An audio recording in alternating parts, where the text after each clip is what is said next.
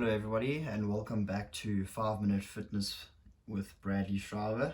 This is the second episode, and today I'm going to be discussing a question with you guys that came in from one of my friends.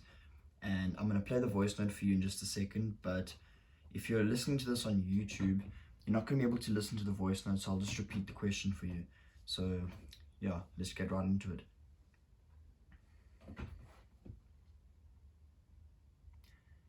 So, in case you didn't hear that, the question was, how do you stay motivated once you've reached your goal? So, there's not a lot of people who have that problem, but you aren't alone. There are some, of course.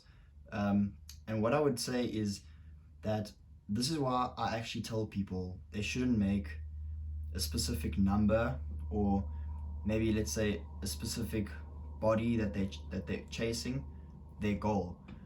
It's obviously good to have a goal, something that you're working towards. It's a very powerful motivator.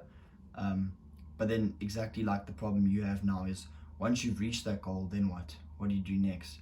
So, that's not even considering what you did to get there. So, like, let's say, let's use your example of you wanted to bench press 150. Now, you're motivated, you're excited. You say, okay, I'm going to go to gym 4 times a week. I'm really keen. I'm going to make sure that I get this. I'm going to work towards it. But you place that goal on a pedestal, and you say to yourself that you're not proud and you're not happy until you've reached that goal, which is why it's a powerful motivator. Because as a human being, we all crave to be proud of ourselves, and we all want to be happy. But when you place your happiness on a specific target, once you've reached that target, if you do, it's either not a powerful enough motivator to get you to work towards it in the first place, but with your instance, you've achieved it, but now you don't know what to do. So you're happy that you've reached your goal, but now you don't know where to go from there. So the first thing that I would say is that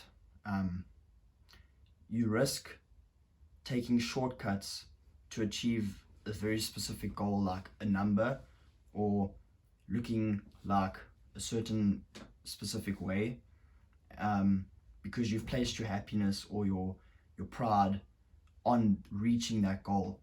So if it's taking longer than you've expected, you start to feel anxious, you start to want to take shortcuts. Maybe you sacrificing good form because now you're trying to bench press 150. Maybe you bench pressing 140. And now you can feel how close you are, and now you just take that last little step. You add 2 5 plates on the side, but you sacrifice good form.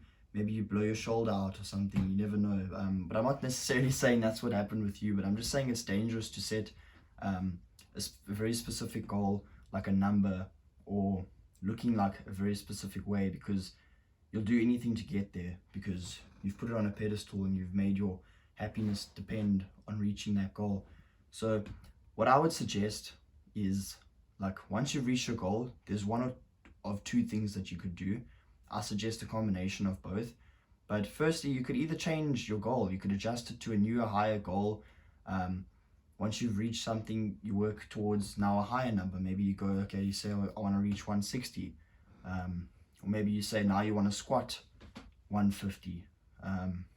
You switch up your goal and you work towards that rather. But I would say changing your mindset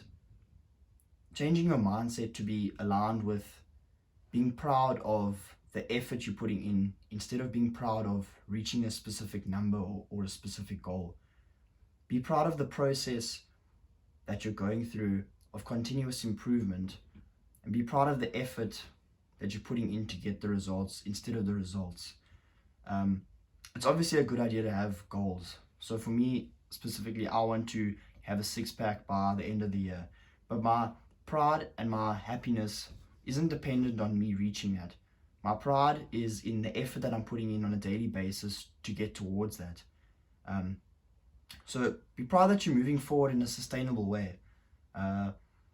If you make, let's use bench pressing again, 150, your goal. Now you're gymming 5 times a week because you really want to get there, but that's not something that you can sustainably do for your whole life. That's not something that you can continue forever.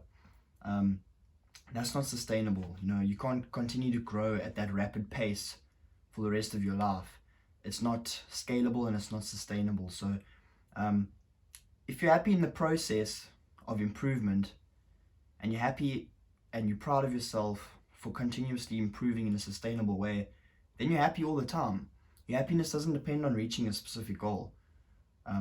So that's my advice. I've got some extra benefits to continuous exercise written down here. I did some research. So Carlton Athletics says that exercise on a continuous basis increases brain performance and memory. Increased muscle mass results in calories burned doing the same amount of activity. So if you have more muscle mass, you're going to be burning more energy just sitting still than somebody who's got less muscle mass than you doing the exact same thing. Exercise increases your energy and productivity. It boosts your immune system. It improves your skin health, increases self-confidence, increases quality of sleep. The NHS, which is the National Health Service in the United Kingdom, says, well, these are just statistics.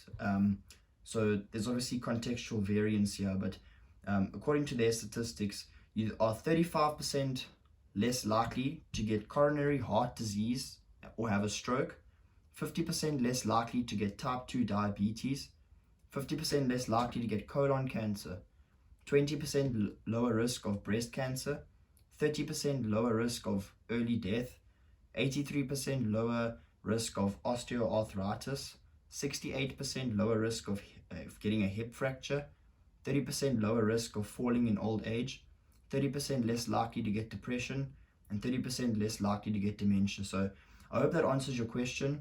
So I would recommend a mixture between chasing a specific goal, and think of it as like a game.